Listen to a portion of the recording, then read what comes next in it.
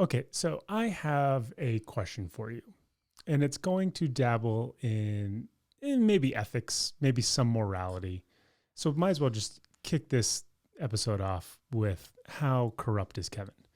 So I go to the gym, 3 days on, 1 day off. The gym I go to is a fairly nice gym. It's a franchise gym, so there's nothing necessarily unique about it. But when you walk in, there's this wall that kind of separates. It's a small wall, maybe 6 feet wide, and it has glass shelves on it, and it separates like the foyer from the actual gym where people work out. And you can go left, you can go right, and there, boom, you're in the gym. Are there any things on the shelf unique? So there's pictures of the staff. Okay. There are some books. They've obviously placed hand sanitizer as well as some spray bottles and some napkins and this, that, and everything else.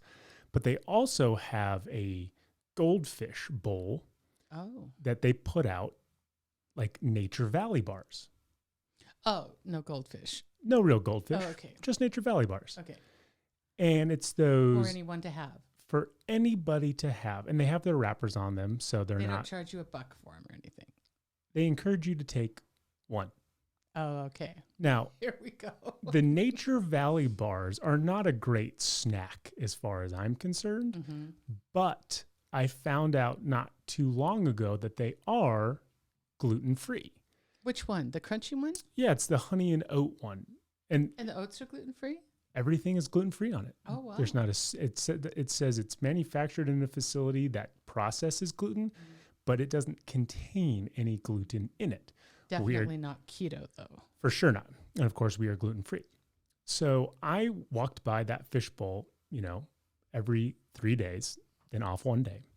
And those honey and oat bars never move. Nobody touches them.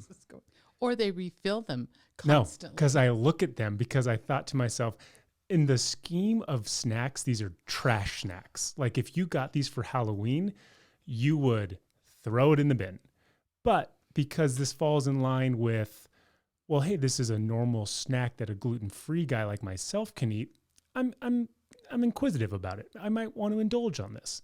So I literally watched them for a couple days and they didn't move. Like you could see the dust starting to accumulate on them. They weren't moving. Nobody touched them. So like I said, the sign says, take one. Well, I went and I took two. Then and here's what I did. I took a picture to see if anything changed. Oh, because you're going to compare your picture to see the movement of the Hidden Valley bars? Go back the next day, same exact picture. Nothing has changed. So I grabbed two more. Well, wait a minute. You always tell me that there's a bunch of old guys at your gym. Yep. They're not eating the Nature Valley bar? No, don't touch them. Oh, wow. Go back the second day, look at it, compare my picture. Hasn't moved. Grab two more. So you take a picture every day when you Well, I just want to make sure that I'm not stealing from people who are actually indulging on this stuff because nobody's touching them. So what you're just doing is taking your bar and somebody else who doesn't want their bar. Sure. That sounds good in my head. So then I go for the third day. Okay. Compare the second day's picture to the third day. Is it going down now a little bit? Well, only from what I've taken. Nobody has taken any of these Nature Valley bars in 48 hours. Okay. So I take two more. Yeah. I'm off 1 day, come back the next day.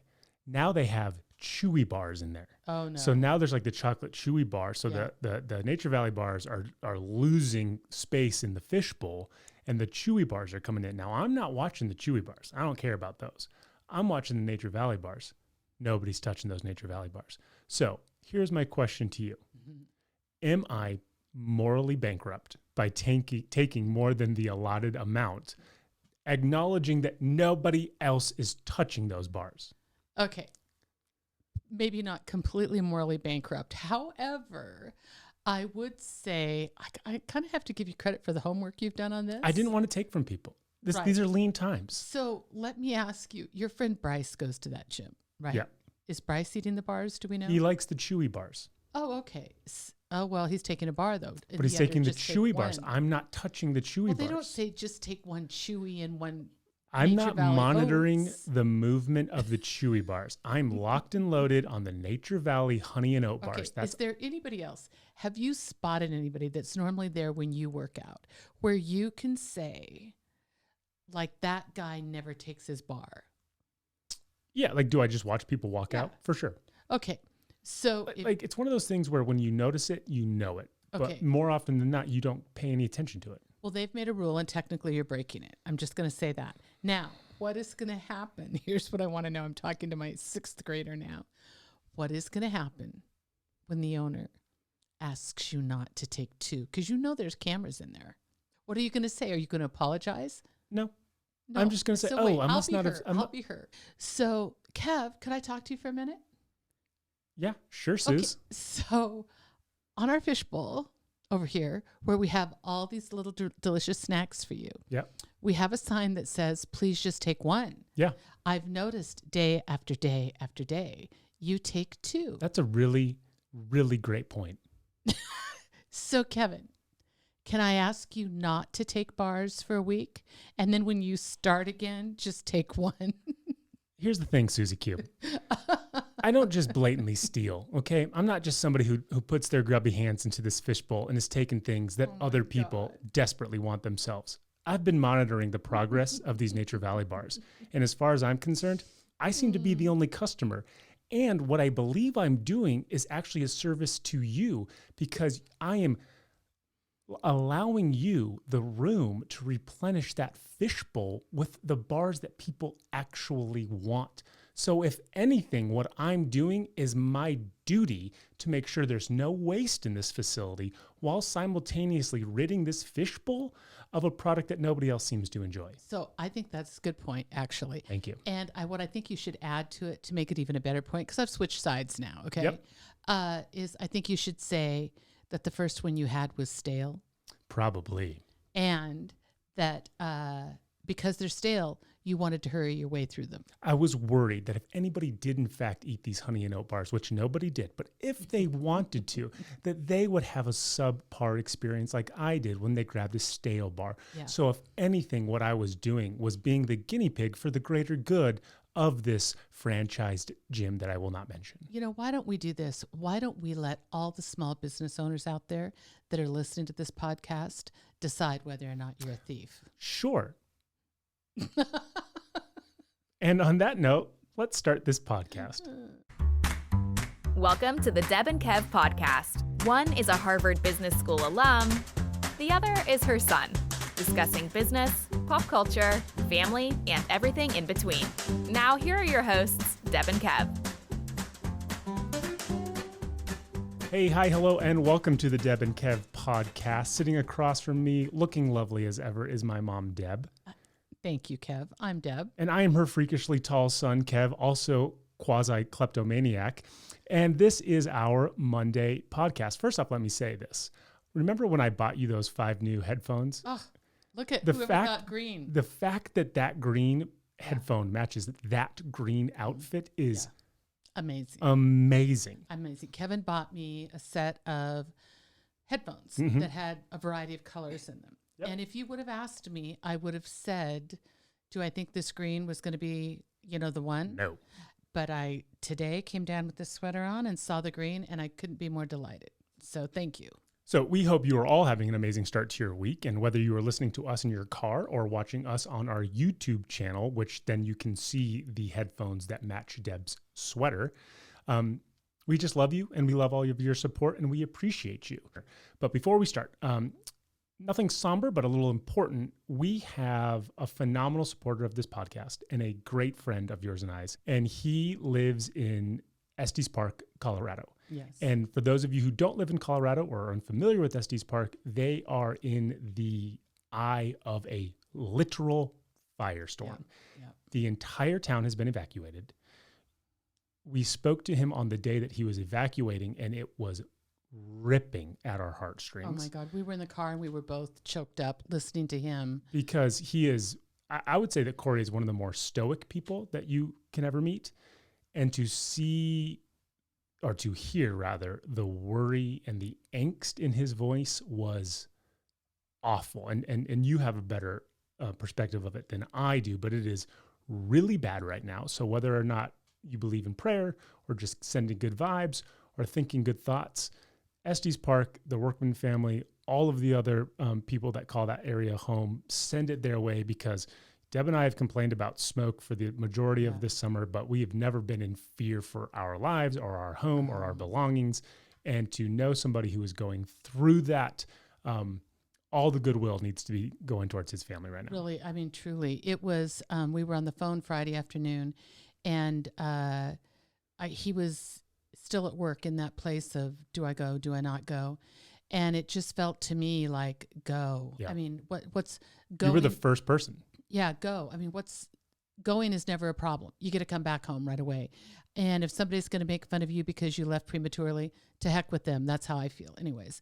And I really encouraged him to go just because I wanted them to be safe. But I also knew too that in going, that's a different worry. It's the unknown worry of, you're leaving your house.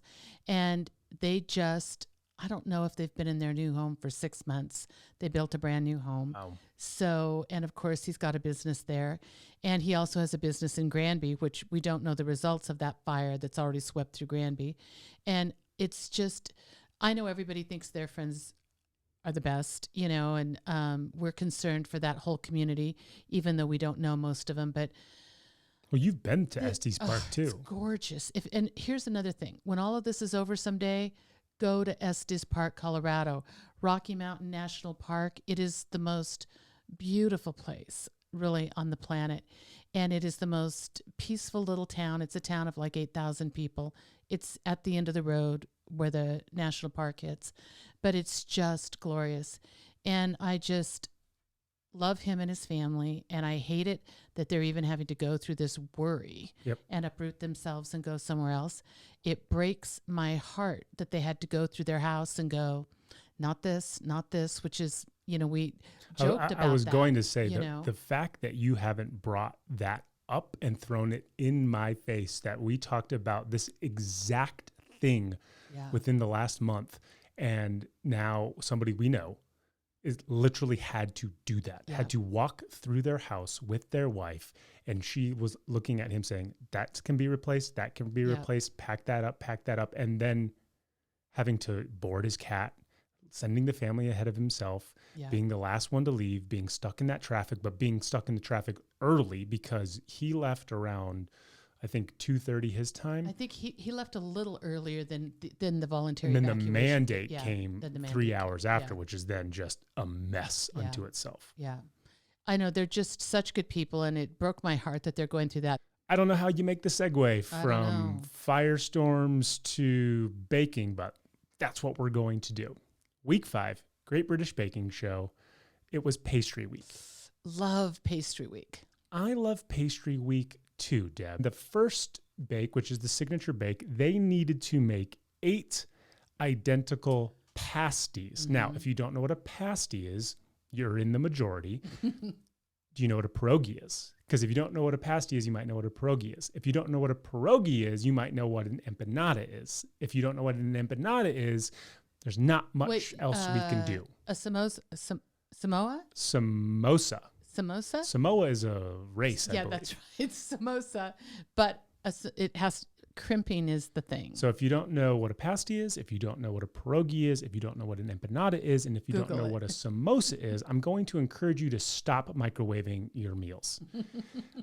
So they needed to make 8 identical savory pasties. You take dough, you fill it full of meats and all these great things.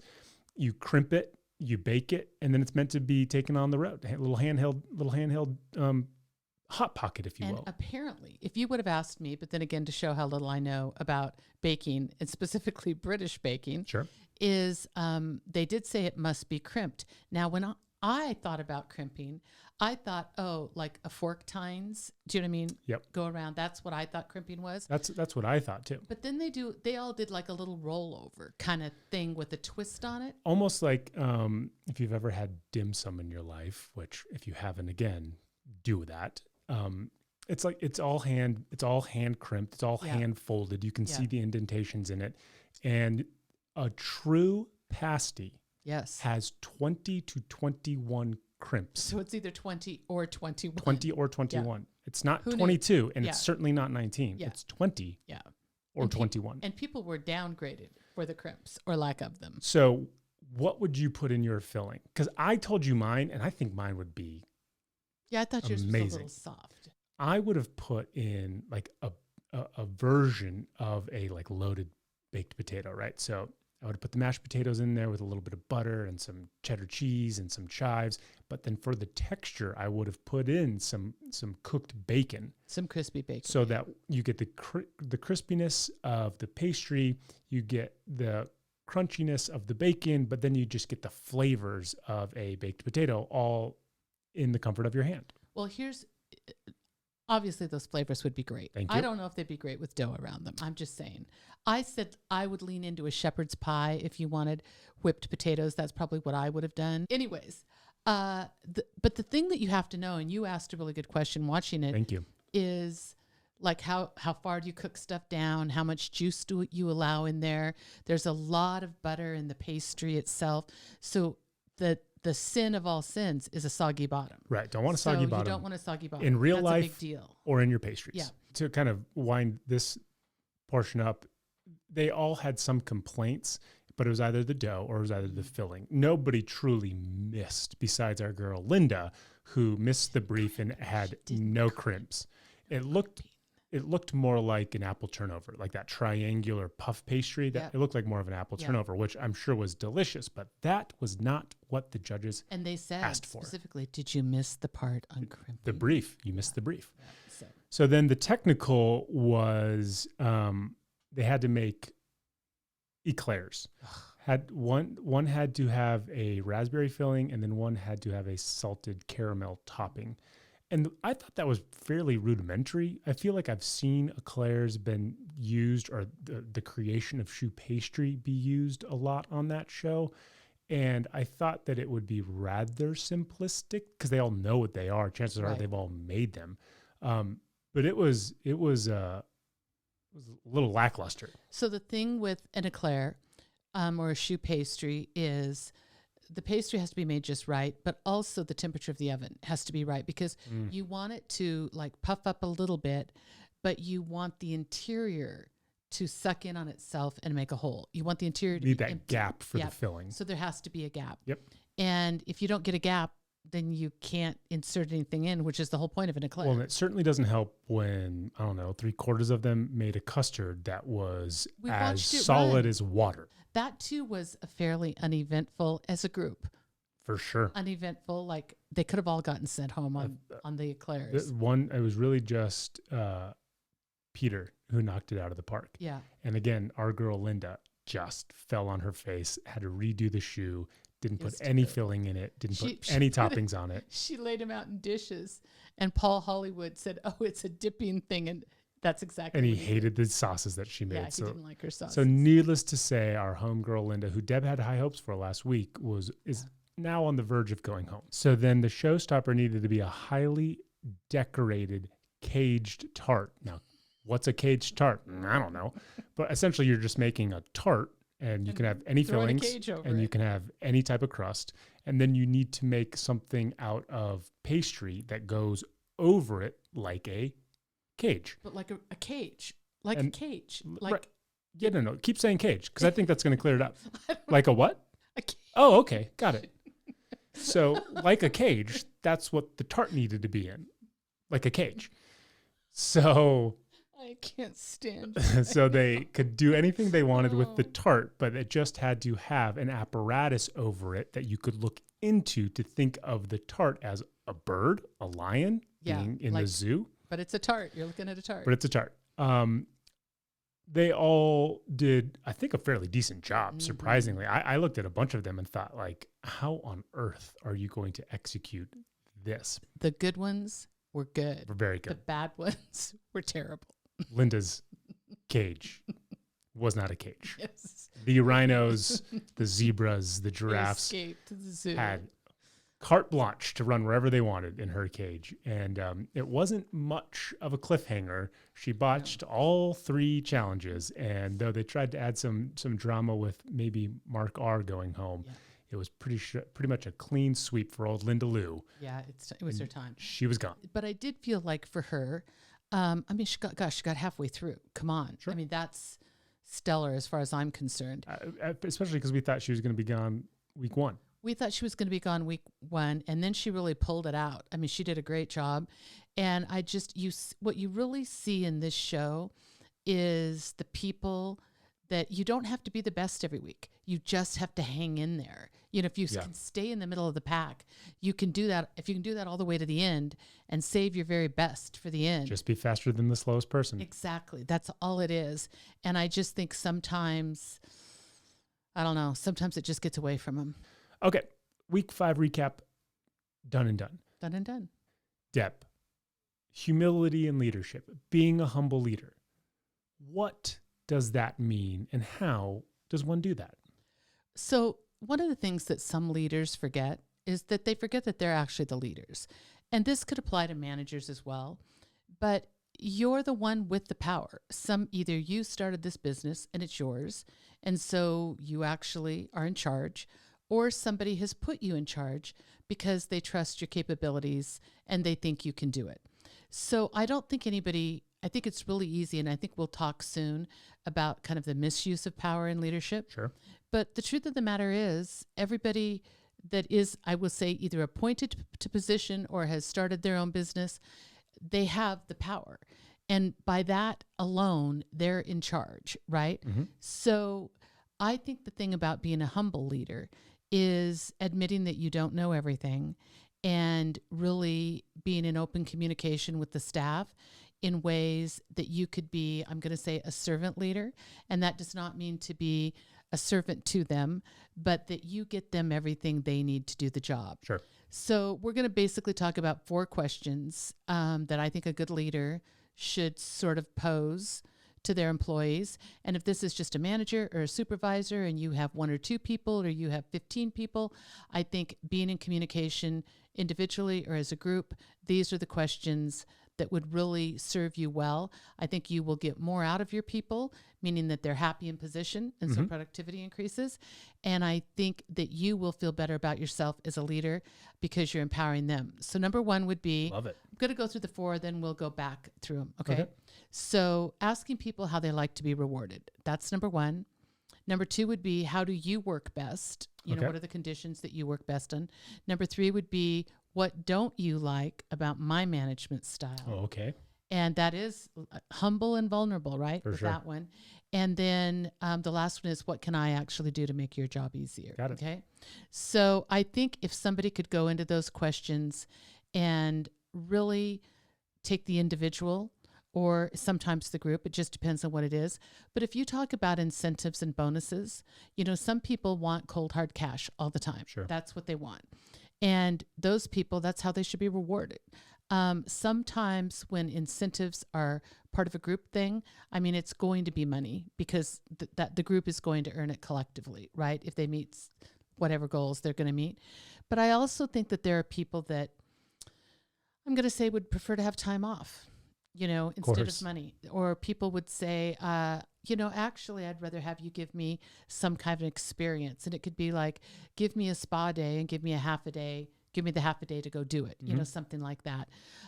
So I think really going to the people and say, what inspires you to go into that arena of doing more and being rewarded for it? Like, we need to know what's important to them. I think a lot of people resort to, I'm just going to say, like an Amazon or a Best Buy gift card. And I mean, I'm sure I use tons of things, even on this desk, that you can get at Best Buy. But I don't know the last time I entered a Best Buy. So if you gave me a Best Buy card, I'd probably give it to you. And that's the last thing anybody wants to do, right? I mean, you want them to take this thing because it was meant especially for them. So whatever the rewards are that you're trying to do, and I think it's wise to ask them, what's it important? I'd say the 2 biggest things that I think people like, I think the time off is a huge one, bigger than employers think. You mean, what are the rewards that people seek out? I think like a Friday afternoon off, do you know what I mean? Or 2 half days, or, whatever it is. I mean, whatever you're willing to give, giving to them paid is a huge thing. A lot of people like that. Of course, money makes a big difference to a lot of people as well, because certainly that can make a difference in their life. But I also think there's other things you can do. And I want to say, like, I think when you do things too often so that they're expected, then it's not a thing anymore, right? Like if you buy lunch every single Friday, now pretty soon I expect you to buy lunch every single Friday. Right. I'm not really grateful for it anymore. Right. And if you don't buy lunch Friday, I'm going to think something's wrong with you and I lost, right? But I do think like it can be a thing, like you come in the morning, or you say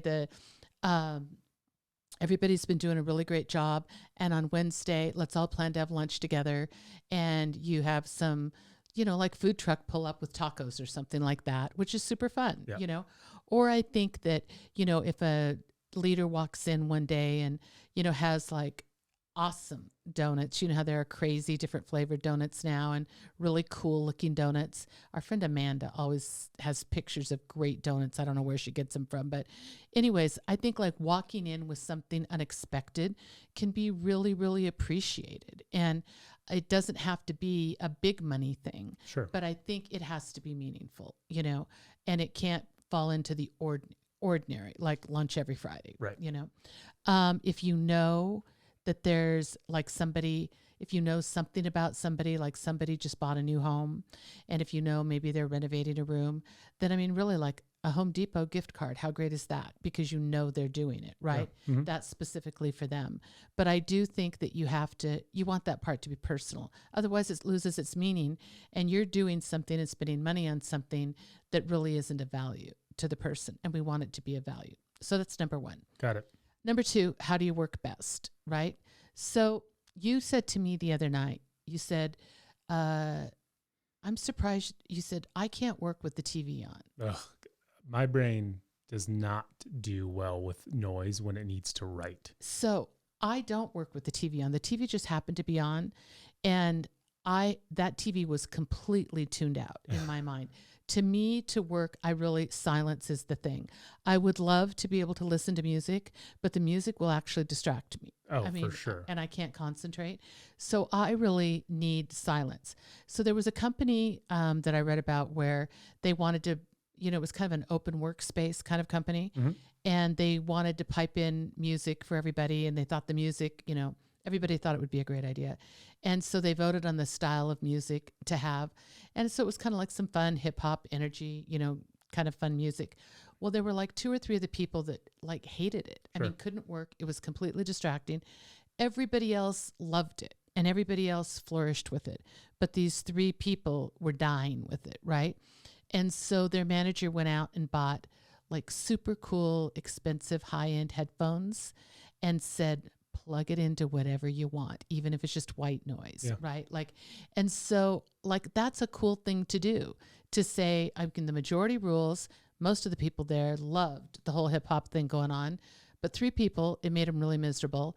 And so the manager noticed it and then stepped in and said, here, you're important enough to me that I want to make your experience here, the best. Don't you think an easier way around would have been just turning the music off and encouraging everybody to bring their own headphones? They could have done that, but I think it feels super special for the people that got the headphones. Don't you think? What if I wanted headphones? Too bad you like the music. Fair. Okay, so that's just an example. But I do think that also covers things like if you and I say, like, I'm trying to think, we both have gone to companies and been involved with companies where they're giant open spaces, right? Correct. And I think there's something in our heads that is super cool and collaborative about the thought of that, right? And I mean, it just seems like, I don't know, so modern and so collaborative and so cool to be able to look around and see everybody just buzzing away. But the truth of the matter is a lot of that stuff is distracting for me. Hate that. Yeah. And so, I mean, you're better to lock me in a closet. Same. Maybe with a nice little view, but in a closet nonetheless. And I think for me, they get way more out of me by quieting it down and making me alone and then just letting me get up to walk out of there as I need to, take a breath of fresh air, get a cup of coffee or whatever. But I think that's where we have to really look at the needs of our people and not decide one thing for everybody, because it just doesn't work that way. For sure. You know? And I think when we see somebody that, you know, I think also too, like you and I think we're both kind of wired this way, where we can sit and go at it for quite a while privately, you know, working, but when we're done, we're done. And then it's like, I got to get up. And you can't tell me that I can only get up at 10:15 for a break. I mean, at 10:15, I have a 15-minute break. I'd rather have 3 5-minute breaks, you know, and walk around and move around. So I just think things like that, you can have processes and protocols and control so that, you know, people aren't abusing them. But for some people, like really just walking out the front door and walking for 10 minutes is what they want, not a cup of coffee, Right. you know? And so I just think giving people the freedom to use that time the way they want to use it, that best energizes them to get back to work, you know, as quick as possible. And I think at that point, you're creating a positive work environment. Everybody knows you're working for them, if you will, so that it's the best way possible. And then I think that's where you end up having the conversations so that nothing really gets way out of whack. The third question is, what do you like? What don't you like about my management style?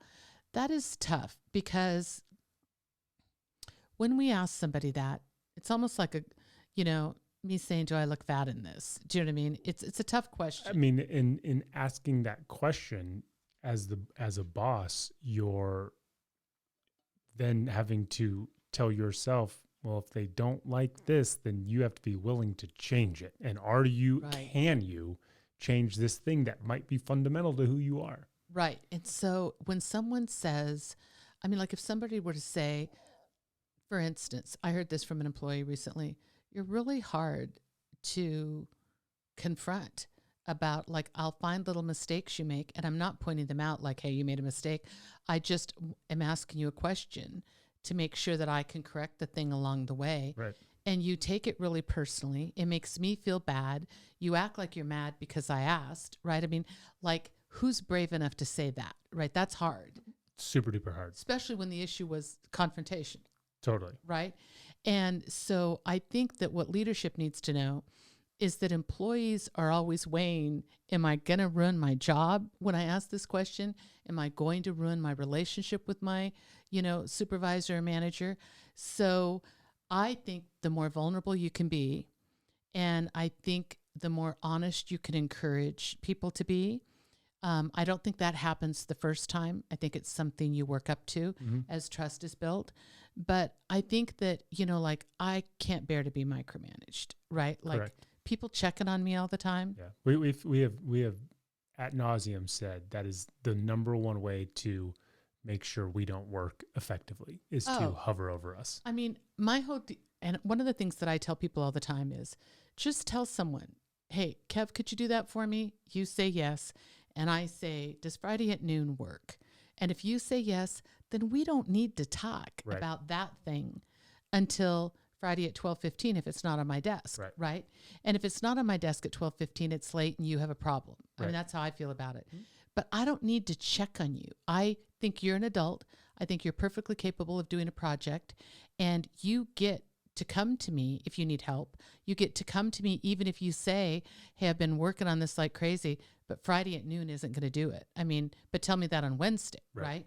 I mean, you get to be the leader of your own project. But that micromanaging, I think there's only one time that I think micromanaging is kind of okay, and that's when a person has sort of failed to do the job, and you sort of have to announce you're going to do it.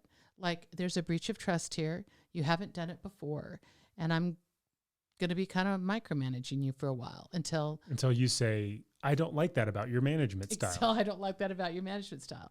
So I think one of the other things in that is that sometimes, I don't know, we have to fit, we really, when they come to us, do you know what I mean? And they're saying, I don't like this or that. I think we can't breach the confidentiality of that's super important. Let me clarify for myself. You're asking the leader, the boss, the manager, whoever, to announce to them, whether behind closed doors or when they're first hired or at a company meeting, feel free to come up to me and say what you don't like about my management style? Or are you saying that the employee, dripping with respect and hope for a better working relationship, go up to them and say, hey, I don't respond well to this? What are you encouraging? So this is what I'm saying. I had a situation years ago where I told a CEO we were on a business trip in a different city than where our business was housed. And there were 4 of us on that trip. And I really felt that there was a guy that, was back in the company that honestly was I felt like emotionally abused. That's how I felt. And I felt that the CEO was doing it a little bit. I think he was mostly kidding, but the other 2 people were not. Got it. And they were being mean. And I went to him. We were on that trip, and somehow he and I were alone together at one point. And I said, I really want to talk about this. I think this is going to be a problem. Like, you do it under the guise of a joke, but that opens up the door for these other 2 to do it in really kind of a mean fashion. Right. And what I said to him was, I need you to handle this as if it were your idea. In other words, I don't want you to run into those 2 and tell them I said this, right? I'm just trying to protect this poor innocent guy back here who's working his butt off. And he was like, oh, between us, 100%. Literally, we left each other, and he went to the hotel they were staying at and pulled them both out of their rooms, down to the bar, screamed and yelled at him. I mean, it ended up being this whole huge, awful thing. So I think when somebody comes to you and shares information, like, you have to respect the confidentiality of it, even if it's about you, Sure. right? Yep.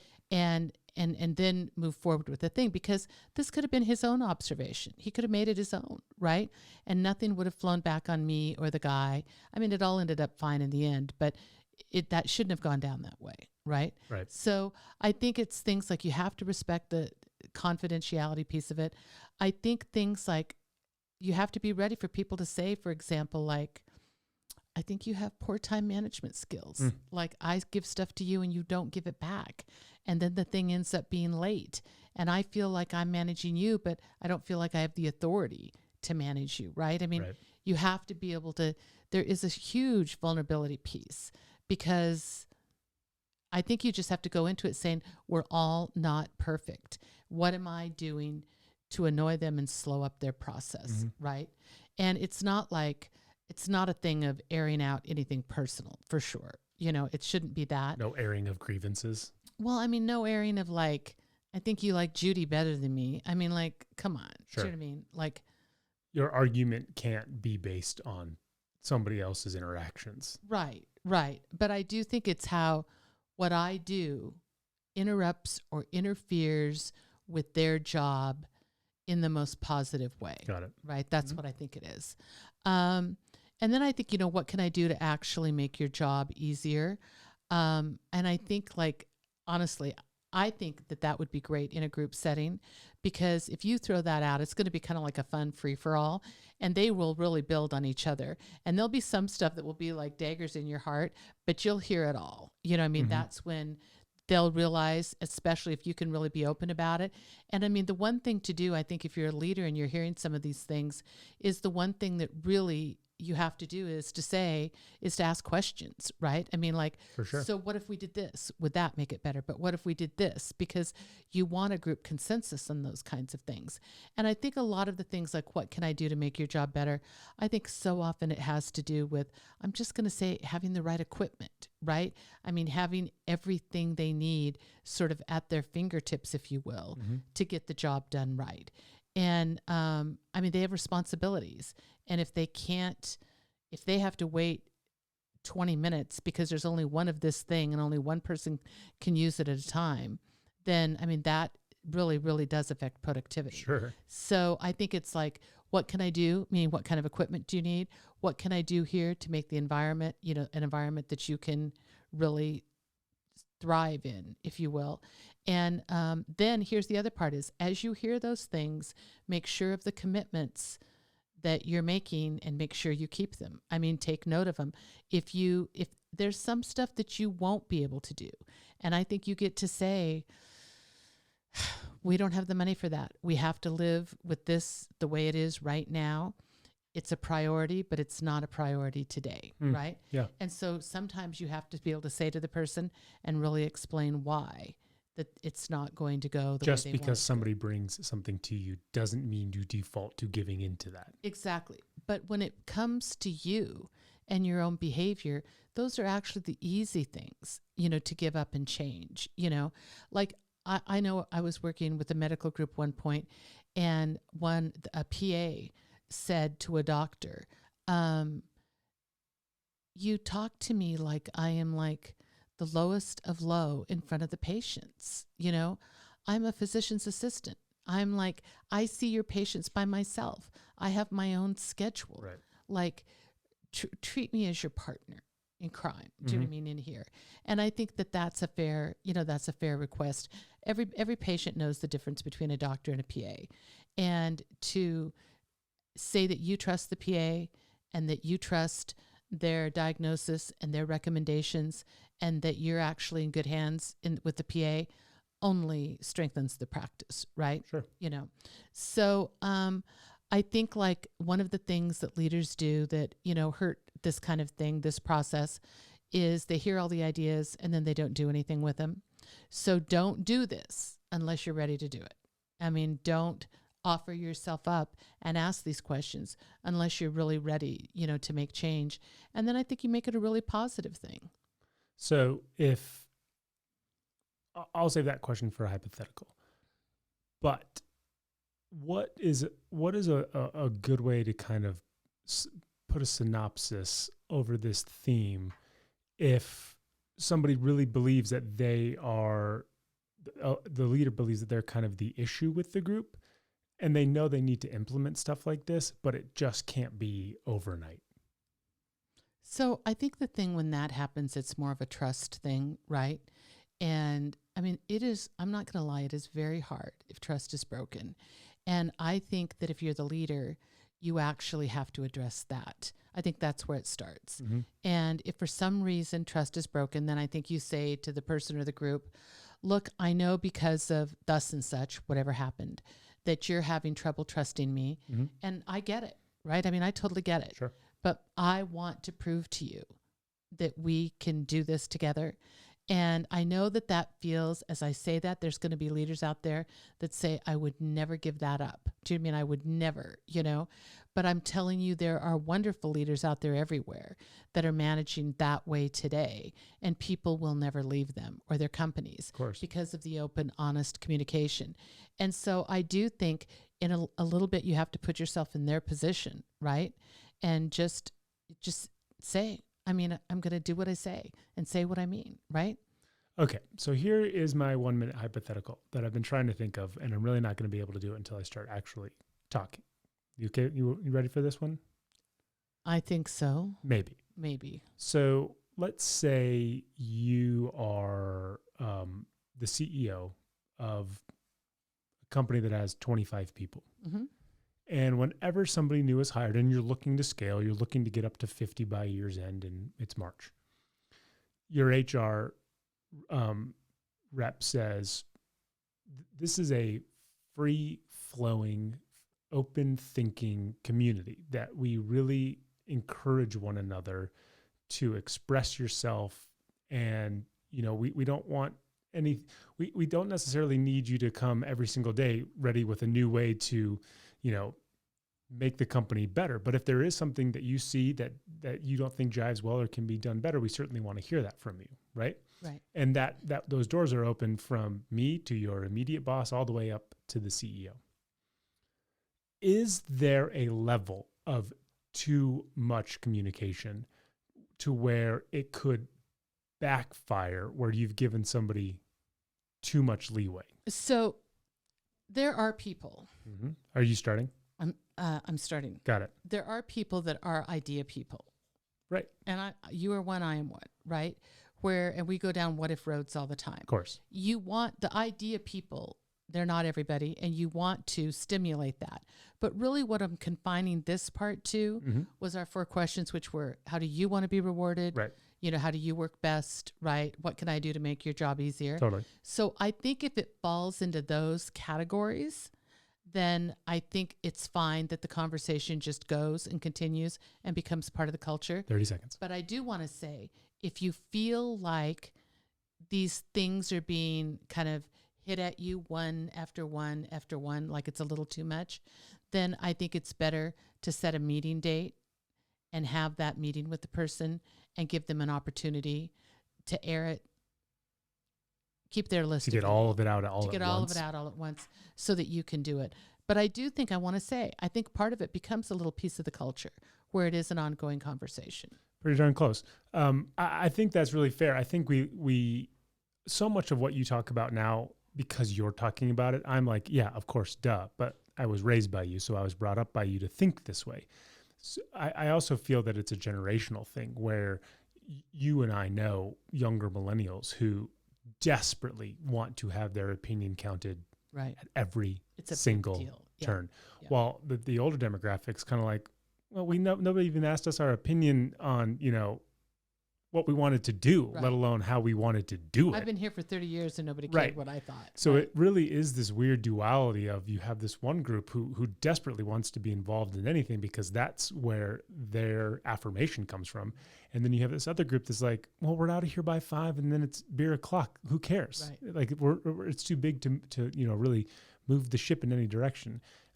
So I think that's really, ideally you would have everybody who's, comes to the table with one great idea once a month, and your company is better for it at year's end. But it typically feels like somebody wants to be like all in with that, and they're going to give you every piece of information about their workday as much as possible. And then the other group that's like, nah, I'm good. I think that if the person, let's call it the 30-year-old group, meaning Mhm. not 30 years old, but Yep. they've been there for 30 years, if they're kind of, let's just call them as cynical. If they're kind of cynical, like, Sure. I've been sitting here for 30 years and nobody's really asked my Sure. opinion, right? Yeah. But now it's changing. I do think that there comes a moment when, if they especially see action behind it, right, Mhm. that they start seeing this work for the millennial group, that we can get them back in the fold and get them to join in. Got it. Because, really, just the fact that they've been there that long, there is a wisdom that they have Totally. about their industry, the company, the business. They could probably tell us why some ideas wouldn't even work, right? But they've probably, if you've been shoved in the corner, for 30 years, it's going to take a while to pull you out. Deb, what is the best thing you've seen on the internet this week that you want to talk about on your podcast? Okay. This segment upsets The me. amount of anxiety you have with this is ridiculous. Okay. I'm going to tell you what it is. Go for it. And as a reminder, if you want to actually see these videos, follow us on Instagram and we'll put up both Deb and I's. And we're not going to vote, but if you decide to weigh in on it, then that's your prerogative. Okay. I'm going in two directions. But we are going to vote. I'm going in two directions. And I will tell you what the vote is. I don't think it was Here. the best things. No. I have two because one. Pick one.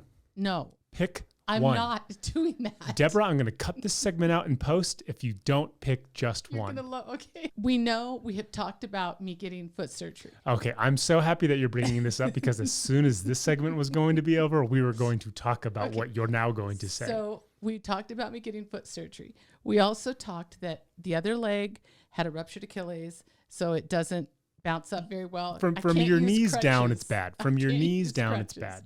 So then it was like, how am I going to do it?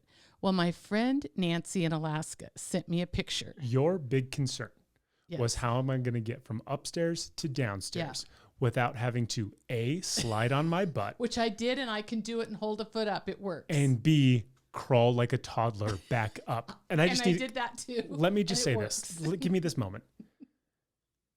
You came to me and you're like, I can do this. I said, what can you do? You said, I can get upstairs and I can get downstairs. I said, my God. how? You my said, God. because I can slide down, which I did. So she, by herself, slid down the stairs. And then she Kevin, stop. crawled back up. But I need to tell you this. That hurt my heart because I'm looking at you being like, my mom deserves way better than sliding and crawling up the stairs. I told you, I said, your pride means too much to me. Your dignity means too much to me to allow you to do that. So you But have if a worse potential comes to workaround. if worse comes to worse, I can do that. Well, then my friend Nancy, who had foot surgery, got one of those things that you slip on your leg, and it looks like you have a peg leg. If you've seen any pirate ever with a peg leg, that's exactly what this is. And your leg is bent at the knee, and it's behind you. So the best thing you saw on the internet was a human peg leg. Nobody is going to vote for this being their best thing, but it might be the best thing for me, Kevin. Yeah, it might. And you're probably going to lose again. You talked about my pride and dignity. So the best thing that I saw is a very short clip. It's like 10, 15 seconds long. It's clearly like at a middle school. And there's this young kid. And have you ever seen it's called Diablo? It's 2 sticks connected with a string, and then there's this cylindrical piece that actually fits within the string, and you can like toss it up, and you can rock it back and forth, and you can do all this stuff, right? So this kid is surrounded probably by 100 students while he's doing this Diablo thing, and the irony of this video is we all know the Diablo thing is not cool. Like we've seen people do it, and we're like, I don't want to go near that guy because there's just this weird vibe. But he's surrounded by people, and they're like cheering him on. So he starts rocking it back and forth, and he just like launches it in the air, right? Straight up in the air. And he kind of moves back, and he catches it, and people lose their friggin' minds. Nice. They go absolutely bonkers. The kid, expression never changes. Really? Never awesome. Changes. Like, so he was well loved. This was his moment. Yep. Diablo is his passion. And he nailed it, and he didn't even show the smallest inkling of emotion. You'll have to post that. Of course I'm going to post it because I'm going to win, even though this isn't a competition. There's no competition. Much better than a peg leg. Deb, as we wind this down, what are you thankful for this week? Before what was behind you were our 2 dog pictures that Dr. Beebe gave us, and an actual indentured servant contract from a guy from England 200 years ago. Correct. Or something like that we had, which is it's a super cool thing.